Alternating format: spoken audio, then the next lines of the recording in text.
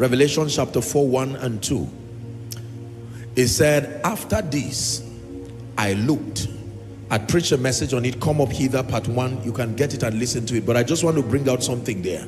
Very profound statement. It says, after this, I looked. And I shared in that teaching how that, as simple as this statement is, it says, after this, you have to examine what the this is. Are we together now?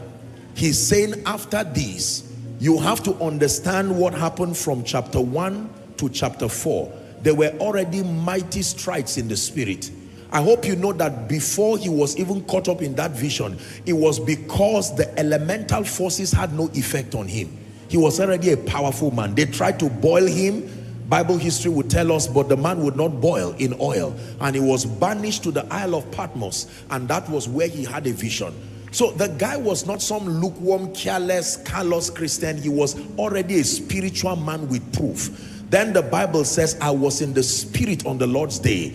And then he began to see the description of the 7 lampstands. And in the midst of the lampstand, the Bible says he saw one like the Son of Man. He began to describe Jesus. Then Jesus gave him a mandate to write the letters to the 7 churches that were then in Asia Minor, but prophetically representing the universal church, bringing several messages that represent several dispensations.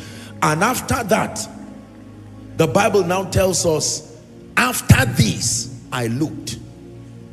This right here you see shows you the power of focus and the humility to press. There are some these that if it happens in your life, you will not have the focus to look again. After the achievement, after the miracles, after the advancement, after the great name, he said, I still looked. Focus.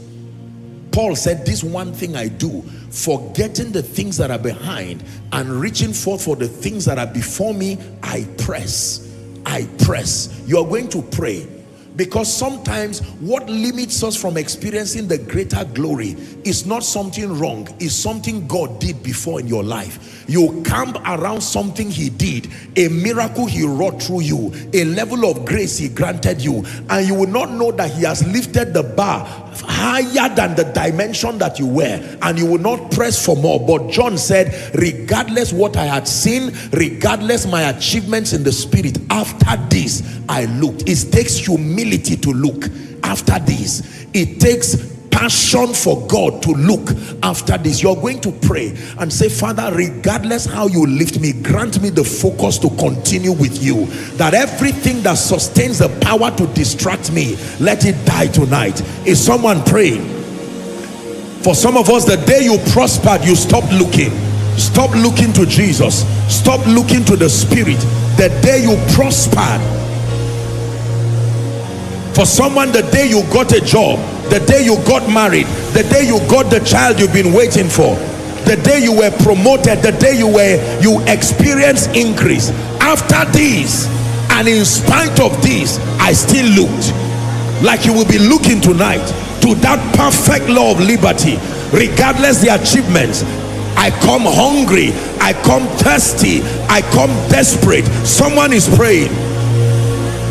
More love, more power, more of you in my life. More love, more power, more